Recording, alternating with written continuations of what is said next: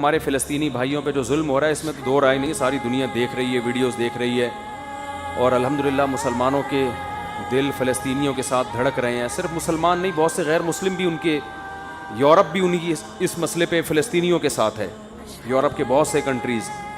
تو یہ مسئلہ کوئی ایسا نہیں ہے کہ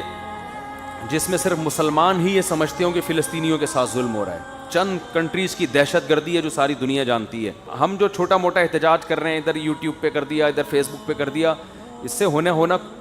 والا کچھ بھی نہیں ہے۔ یہ بھرپور طریقے سے، جیسے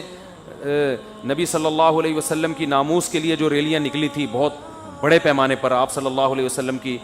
ناموس کے لیے جیسے گستاخانہ خاکے بنائے جاتے ہیں، تو پوری ایک بھرپور طریقے سے احتجاج ہوتا ہے، دنیا دیکھتی ہے، ریلیاں نکلتی ہیں، پرامن ریلیاں، تشدد کے قائل نہیں ہے کہ مار دھاڑ کی جائے اور توڑ پھوڑ کی جائے، ہم اس کے قائل نہیں ہیں، لیکن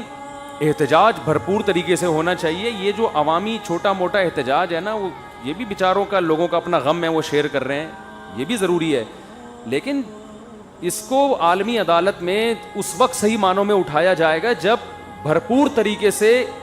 ریاستی سطح پہ اس پہ آفیشلی، جب تک احتجاج نہیں ہوگا اس وقت تک یہ اس احتجاج کو ہم احتجاج نہیں کہیں گے۔ تو ہماری گورنمنٹ کی ذمہ داری ہے، اور اسلامی کنٹریز، یا بلکہ اس میں تو اور بھی کنٹریز فلسطینیوں کے ساتھ ہیں، یہ انسانیت کا مسئلہ ہے، صرف مسلمانوں کا مسئلہ نہیں ہے۔ دیکھیں دنیا میں چاہے غیر مسلم پہ بھی ظلم ہو تو آواز تو سبھی اٹھائیں گے نا اس کے خلاف، یہ تو نہیں کوئی کہیں گے کہ یہ چونکہ غیر مسلم ہے لہذا اس پہ ظلم ہونے دو، یہ تو کوئی بھی دنیا میں اس کا قائل نہیں ہے۔ تو ان سے ہمارے دو رشتے ہیں، ایک اسلام کا رشتہ ہے اور دوسرا انسانیت کا رشتہ ہے، تو ہمارا ڈبل حق ہے، لیکن بہرحال انسانیت کے ناطے پوری دنیا کی یہ ذمہ داری ہے۔